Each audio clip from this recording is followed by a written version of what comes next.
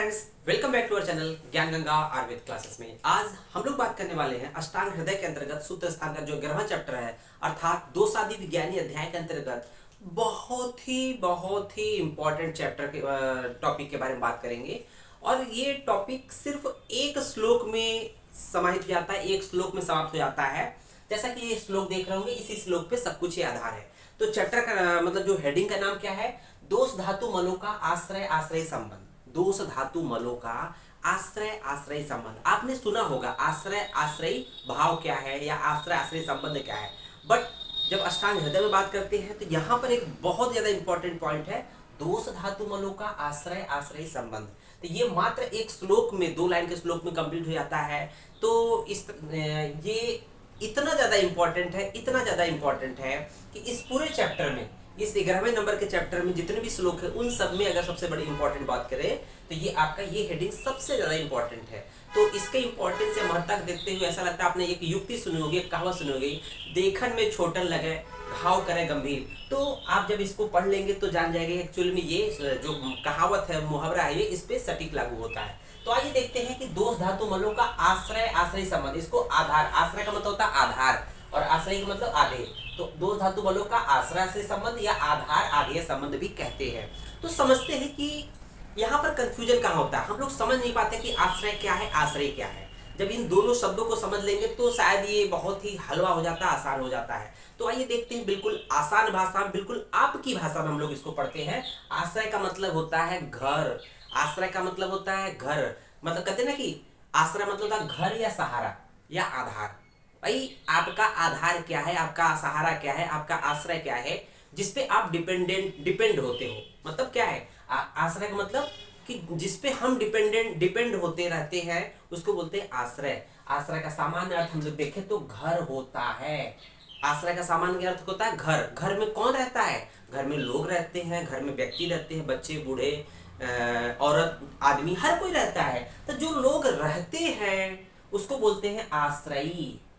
इसका मतलब कि घर का मतलब हो गया आश्रय, और जिसमें उस घर में जो लोग रहेंगे उसको बोलेंगे आश्रयी। घर में रहने वाले लोग या व्यक्ति को हम लोग आश्रयी बोलेंगे, डिपेंडेंट है, ठीक है ना।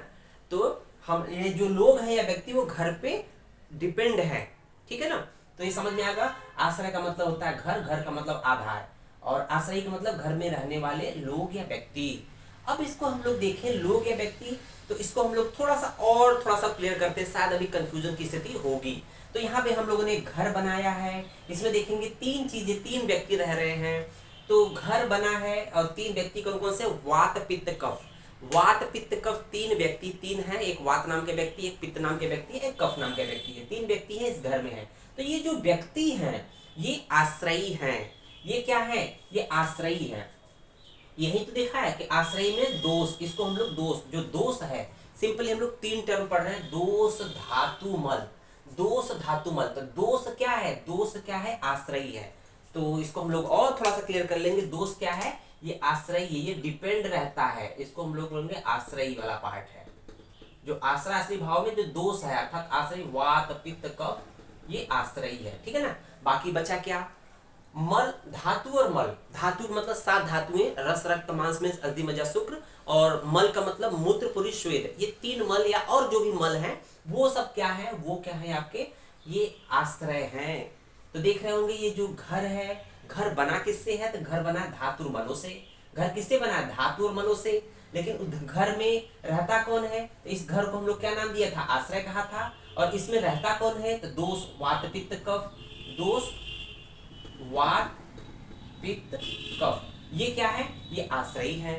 तो बात समझ में अब आ गई होगी कहना क्या चाह रहे हैं। तो हम लोग इसको अब श्लोक के माध्यम से समझ लेते हैं। देखते हैं, तत्र स्थानीय स्थितो वायु।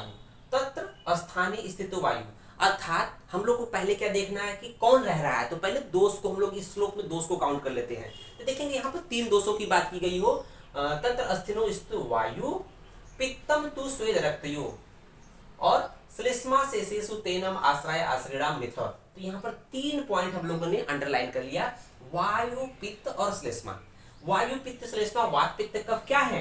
ये रहते हैं घर में, अर्थात आश्रयी है। तो ये रहेंगे, लेकिन किस में रहेंगे? तो तत्र अस्थि स्थितो वायु, जो वायु होता है वो कहाँ रहता है? अस्थियों में रहता है। वायु किस पे? वायु का जो घर है वो अस्थि है, वायु का घर अस्थि है। जो वात दोष का घर किससे बना है? अस्थि से बना है। तो वात दोष, वात जो दोष है, वात दोष है, इसका जो घर है वो अस्थि है, अस्थि से बना है। जो घर है अस्थि से बना है, अर्थात जो वाद दोष का स्थान है वो अस्थियों में होता है। समझ में आ गई होगी इससे। तो वाद दोष का स्थान अस्थियों में रहता है। उसी तरह से देखेंगे पित्तम तु स्वेद रक्तियो, पित्त का जो स्थान होता है, पित्त कहाँ पाया जाता है? स्वेद और रक्त में। स्वेद क्या है? स्वेद तो मल हो गया, स्वेद मल हो गया। और रक्त क्या है? रक्त तो धातु है, रक्त धातु है। तो अस्थि भी क्या है? धातु है, अस्थि धातु है, ठीक है ना। तो जो धातु मलों पे डिपेंडेंट रहते हैं, तो वात जो होता है वो अस्थि नामक धातु में रहता है। पित्त नामक जो दोष है, पित्त नामक जो दोष है या आश्रय है, वो उसका जो घर है या आश्रय क्या है? स्वेद और रक्त है। और जो कफ नामक दोष, जो क्या है? कफ नामक दोष जो आश्रय है, जो रहता है, कहाँ रहता है? शेष सभी धातु मलों में। तो अस्थि रक्त धातु को छोड़कर, मतलब रस, अस्थि और रक्त धातु छोड़कर शेष सभी जो 5 जो धातुएं होती है उसमें, प्लस स्वेद को छोड़कर शेष सभी जो मल है या धातुएं हैं उनमें सभी में कफ रहता है। तो ये आपका ये चीज क्लियर हो गया होगा। और इसका चिकित्सा में बहुत ज्यादा इंपॉर्टेंट है। ये जैसे ही कंप्लीट हो जाएगा, इसके बाद हम लोग देखेंगे कि इसका चिकित्सा में क्या इंपॉर्टेंस है। तो उम्मीद है ये आपको समझ में आ गया हो कि वात दोष का जो वात दोष जो आश्रयी है वो कहाँ रहता है? अस्थि नामक आश्रय में रहता है। पित्त दोष जो होता है, जो आश्रय के रूप में है, वो किस में रहता है? स्वेद और रक्त नामक जो आश्रय में रहता है, अपना घर बना के रहता है। कफ दोष जो है वो आश्रयी है, वो शेष सभी धातु मलों में रहता है। तो उम्मीद है ये वीडियो आपको खूब पसंद आया होगा। इस वीडियो को खूब जम के लाइक करें बच्चों, जम के शेयर करें और कमेंट करें, साथ ही साथ सब्सक्राइब करें। धन्यवाद।